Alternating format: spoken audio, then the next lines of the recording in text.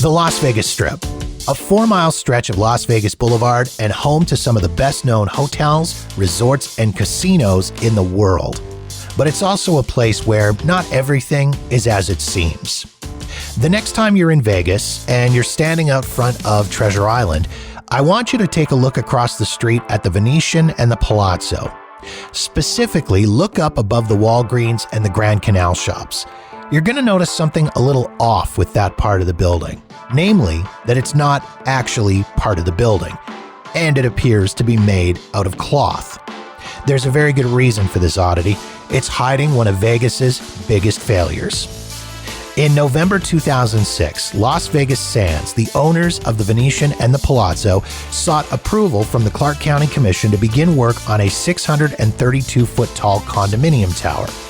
Construction on the project began in early 2007 on what was expected to be the Strip's most expensive residential offering.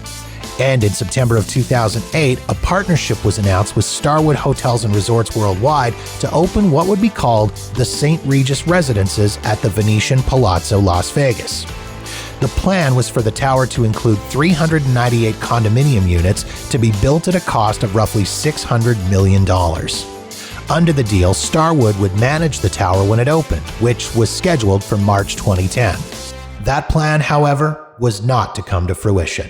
In 2007, the U.S. economy had begun a major downturn into what would come to be known as the Great Recession, which would last through to 2009. At the time the deal with Starwood was struck, there was already some questions within the Vegas community surrounding the viability of the St. Regis project. High-rise condo sales on the Strip had dropped significantly over the past year, with MGM City Center being just over 50% sold, and Trump International putting plans on hold for a second tower with just 250 of their 1,200 units in the first tower being spoken for.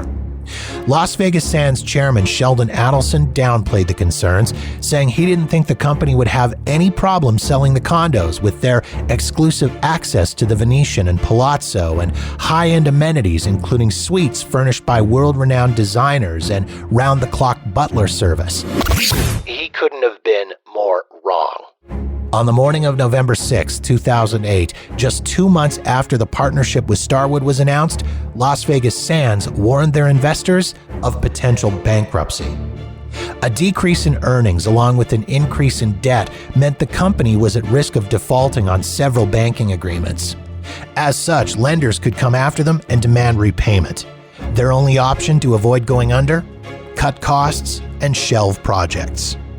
One of the victims of that plan? The St. Regis Residences at the Venetian Palazzo, Las Vegas. Executives of the company announced that they were indefinitely delaying construction on the luxury high-rise condo project. At the time, it was believed an additional 18 months of work would be needed to finish it. 2.5 years after construction was suspended, Las Vegas Sands still hadn't made up their minds about what to do with the incomplete building. What they did know was that the steel skeleton was an ugly reminder of an unfinished project, and they needed to do something to cover it up. In June of 2011, they shelled out $1 million for a giant cloth wrap printed to look like the rest of the exterior of the Venetian and the Palazzo. According to a company spokesperson at the time, the cloth wrap was intended to be a stopgap until a decision was made regarding the project.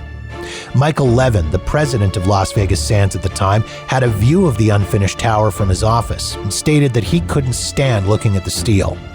He also realized that guests using the pool at the resort were looking up and staring at the unfinished structure. So the decision was made to put the wraps on it, and it's been there ever since.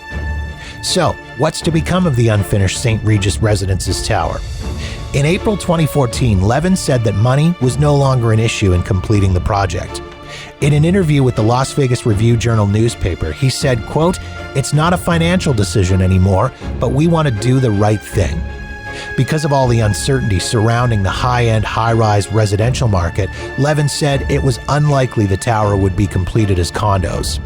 Las Vegas Sands explored the possibility of finishing the tower and opening it as timeshare properties or turning it into a third hotel casino with its own entrance, but neither option was feasible. Also considered was finishing the tower as a hotel expansion for the Palazzo and Venetian. But as it stands today, the tower remains incomplete and covered by the aforementioned facade.